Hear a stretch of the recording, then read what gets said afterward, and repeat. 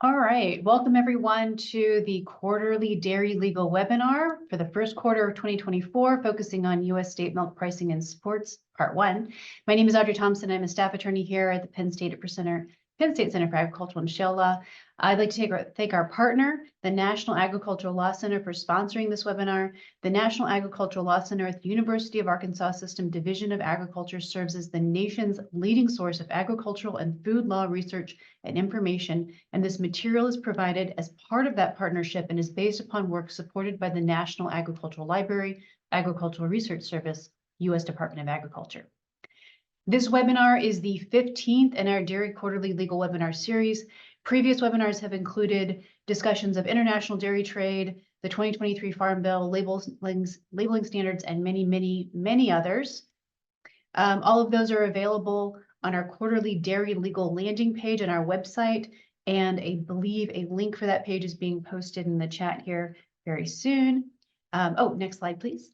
I'll also point out that our dairy and dairy products virtual resource room and our Pennsylvania Milk Marketing Board issue tracker is available as a resource on our website, and there are links for those pages as well as the event page for this webinar, which is where you can access the PowerPoint and all materials for this webinar. We will also be posting that in the chat. Next slide, please. And I will mention some other programming we have coming up. First of all, the next series in this, the next webinar in this series will be the July Dairy Quarterly Legal Webinar, Part 2, U.S. State Milk Pricing and Supports. And then I will mention verbally, we're still in the stages of planning this in June. We plan to partner again with the Pennsylvania Agricultural Ombudsman Program to offer another in-person acre presentation. Stay tuned for more information on that. We'll have that up on our webpage and out in our emails soon. And then we also have scheduled several Understanding Agricultural Law webinars. This Friday, I'll be talking about producer protections against buyer default. We also have in May, Pennsylvania's Ag Area Security Law, then the Clean Water Act in Agriculture, Agritourism, and the H2A program. Those are all on Fridays. They are all at noon, and registration is up and available for all of them on our events page on our website. And one more, this is very early, but I will, for all of you watching right now, we are currently in the stages of planning an in-person agricultural law symposium in September. Stay tuned for that. We will have more information, but that's on our radar, and hopefully it can be on yours too. So look for more information on our in-person symposium coming in September of 2024. Thank you, Audrey, and welcome everyone.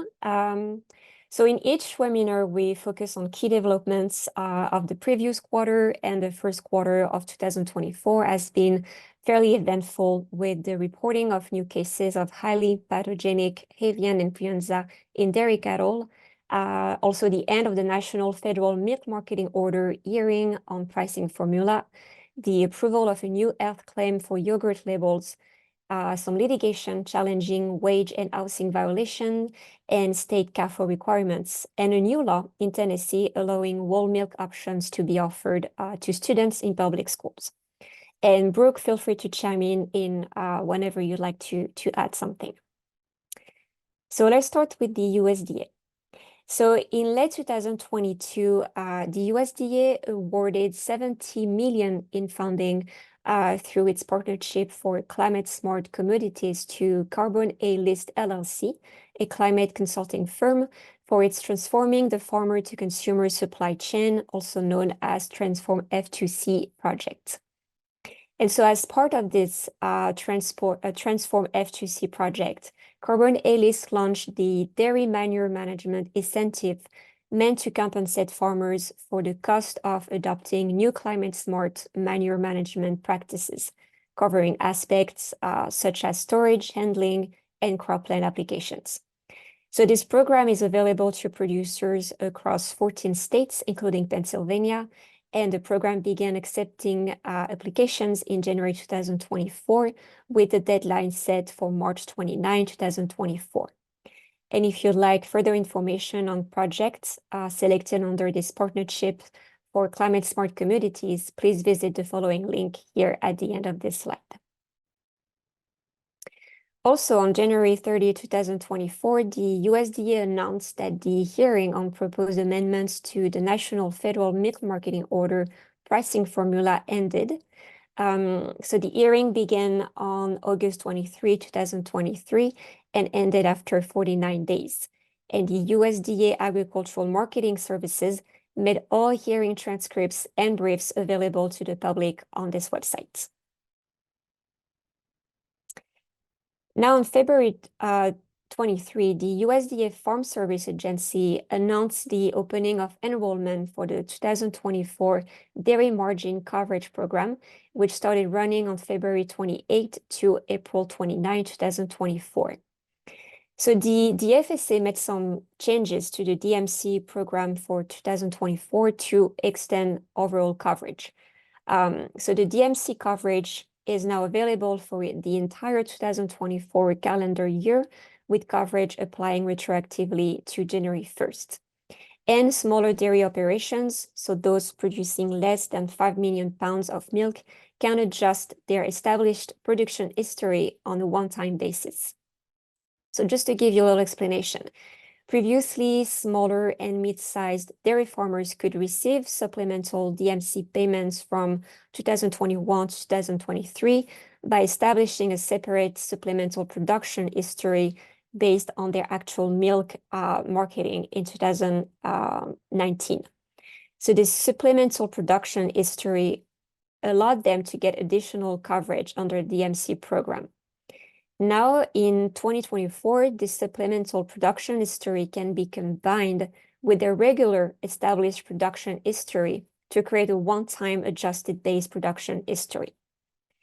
And additionally, dairy producers who entered into multi-year DMC contracts in 2023 can be covered until the end of 2024.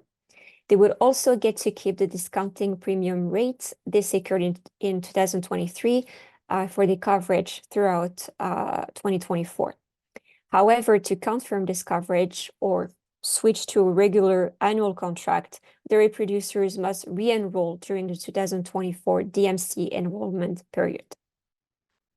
So this enrollment period for 2024 followed reactions from a group of 11 Congress members who wrote a letter to USDA Secretary Tom Vilsack in January 2024, urging swift action to open enrollment for the 2024 calendar year. They pointed out that in 2023, margins for dairy producers reached their lowest levels since the start of the DMC program, and raised concerns about the delay in DMC enrollment. And interestingly, in their announcement, the FSA indeed highlighted that in 2023, dairy margin coverage payments triggered in 11 months, including 2 months, June and July, where the margin fell below a catastrophic level of $4 per hundredweight, a first for dairy margin coverage or its predecessor margin protection program.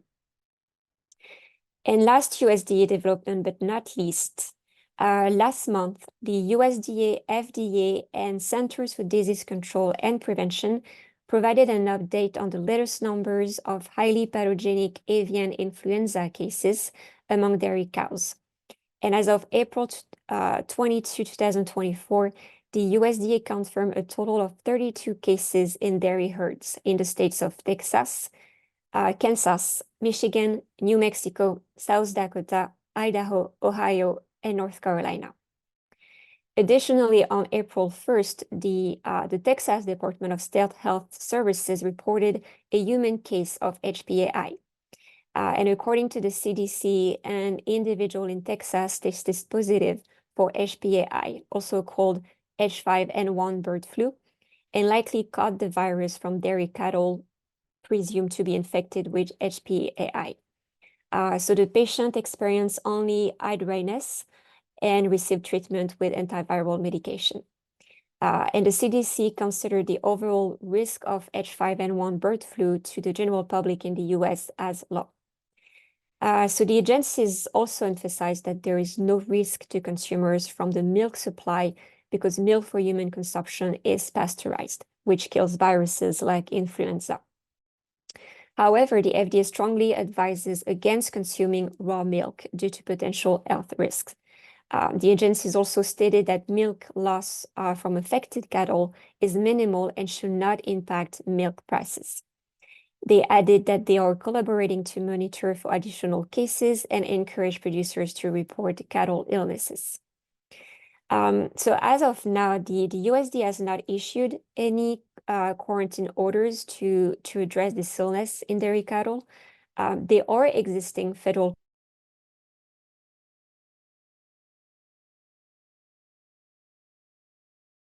production of the Government Services Grade A pasteurized milk ordinance to ensure milk safety. Otherwise, individual states also have the authority to issue quarantine orders as they see fit. And of course, if you'd like additional and more detailed information on this topic, please stay tuned for upcoming AgLaw podcast, which Brooke and I recorded just yesterday, and which will be available at the following link located at the end of this slide. Now, shifting to the FDA.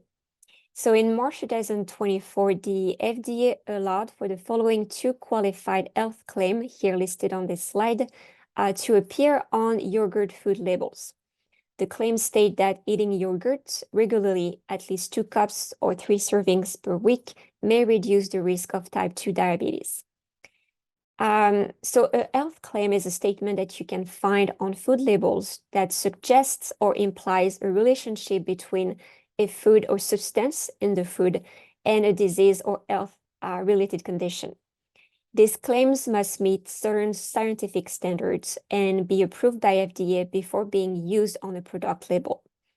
They are limited to those that support disease risk reduction and cannot claim to diagnose, cure, mitigate, or treat any disease.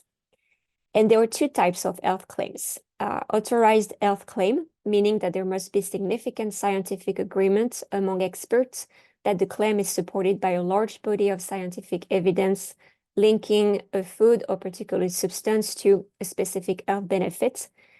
And then you have qualified health claim, which do not need to meet the significant scientific agreement requirement, but must be supported by some scientific evidence.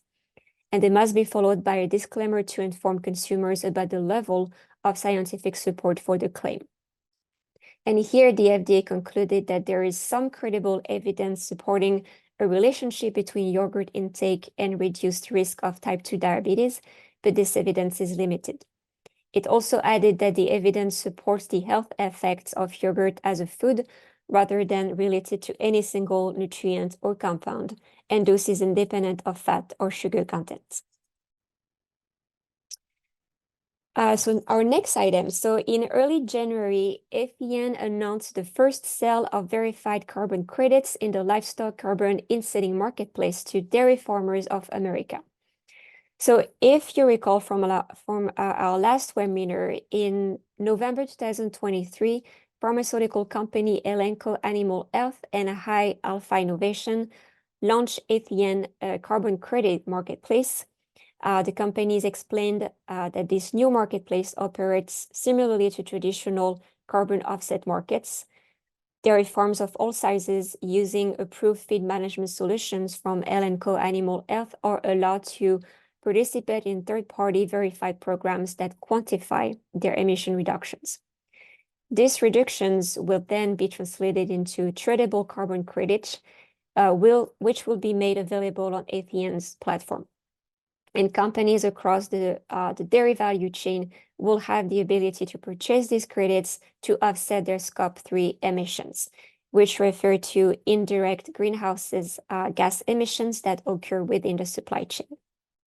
And according to the DFA announcement, dairy farmer Jasper DeVos in Texas used FEN's first approved protocol to generate carbon credits, which resulted in a reduction of nearly 1,150 metric tons of carbon dioxide equivalent. DFA also emphasized that the adoption of such protocol across the entire dairy industry could potentially prevent 4.7 million metric tons of CO2 equivalent emissions. So now in the litigation front, Minnesota Attorney General Keith Ellison filed in January 2024 a complaint in state court against the Minnesota dairy farm, Evergreen Acres Dairy LLC, alleging wage theft and overtime violations, as well as unlawful pay deductions and housing described as squalid and below Minnesota's habitability standards. So the complaint states that Evergreen systematically misrepresented employees' work hours on pay stubs by deducting 12 to 14 hours per 2-week pay period. Employees also reportedly had trouble receiving their full wages when leaving the job, and unauthorized deductions were made from their pay without proper authorization. Additionally, the Attorney General's office highlighted that Evergreen and its owners created a workplace culture of fear, violence, and intimidation. This included threats of violence and involving law enforcement to discourage employees from speaking up about their wages and living conditions. So while this case is still ongoing in court, Evergreen and the Attorney General's office agreed to a series of stipulations, including that Evergreen must provide clean and safe housing for their workers. They also agreed that Evergreen will post notices in both Spanish and English on their property, clearly explaining worker wages and rights. So in the second case, in late January, 4 small dairy farmers in Oregon brought legal action against the Oregon Department of Agriculture over its reinterpretation of the state's confined animal feeding operation requirements for raw milk dairy farms. So under Oregon law, small dairies are exempt from needing a fluid milk license or CAFO permit if they have a small number of animals, so no more than 2 cows or 9 goats or sheep, and sell milk directly to consumers on the farm. So the ODA previously did not apply CAFO rules to small raw dairy milk dairies exempted from fluid milk licenses. However, they now consider the milking process itself as confinement and now require these small dairies to obtain CAFO permits. And the ODA's rationale for this reinterpretation includes concerns about preventing water pollution, complying with federal and state laws, and creating a level playing field with larger dairies that have to pay CAFO permit fees. So the plaintiffs argued that this reinterpretation is unreasonable because the milking process does not equal to real confinement, and they allege that there is no evidence that these small dairies cause water pollution. They also believe the reinterpretation unfairly targets small-scale dairy operations and is inconsistent with existing state and federal laws, because neither state nor federal laws suggest that the act of milking constitute confinement. They also argue that this reinterpretation is too broad. According to the complaint, even brief periods of time indoors for milking trigger CAFO permit requirements, potentially affecting any farm in Oregon milking any type of livestock. And they also argue that this reinterpretation is unnecessary given their history of safe operation without CAFO requirements. So far, only the complaint has been filed in this case, and I checked the docket this morning, and there has been no response from the ODE yet. And finally, on April 11, 2024, the Tennessee Governor Bill Lee signed Senate Bill 1914, also known as the Whole Milk for Healthy Kids Act, into law. So this legislation allows public schools in the state to offer whole milk options for students and emphasizes on the importance of whole milk for children's health benefits. So the law, as you can see, is rather short and does not restrict these offerings to the federally reimbursed school lunch program. Essentially, it allows schools to offer these milk options to all students. However, it does not consider the potential impact on schools' federal lunch program funding. Brooke, I think maybe you wanted to add something about this law.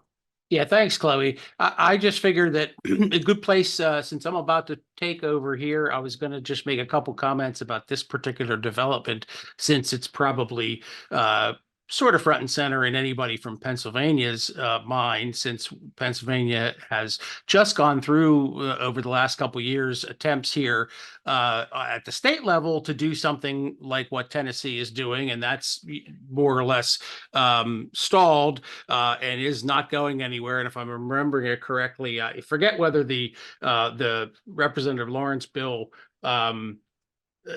did not pass the House floor, or it maybe is stuck in the Senate. I'm forgetting which. But then, of course, we all followed the Representative G.T. Thompson's the federal bill to also allow whole milk in schools. Now, the one thing I wanted to point out about this particular item is that we now have this one state who has sort of braved it out here. And if you look at the language at the bottom here of the statute, it's section 1, subparagraph B, that is literally all that is said in this particular Tennessee bill.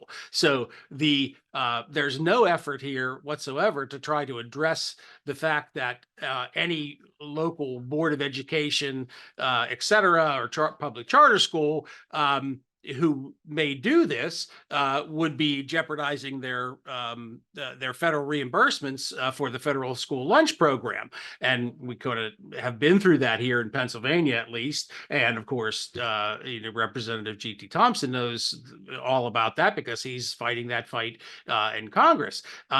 So now the one thing that's somewhat interesting is that this does not.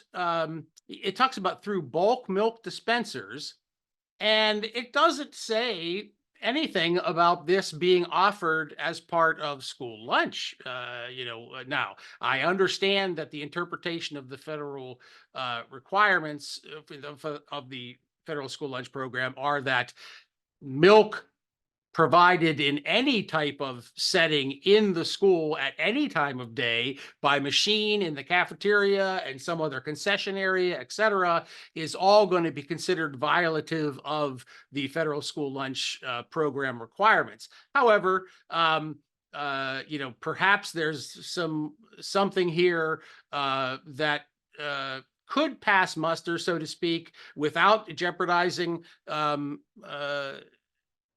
federal school lunch reimbursement rates. However, I think Tennessee is probably walking into a landmine here, and don't know if there was any discussion, in their legislature or at any level about the jeopardization of federal school lunch reimbursement connected with the passage of this bill, or whether it was simply, let's all, get on this train, and, no one thought through the consequences. In any event, Tennessee has done what no other state has done to date. It looks like by all circumstances being factored in, this probably is doomed to failure, because I don't know that these school districts, in conjunction with their solicitors, are going to want to take the risks here. But it is a step in some direction. Exactly what direction, we'll have to probably wait and see.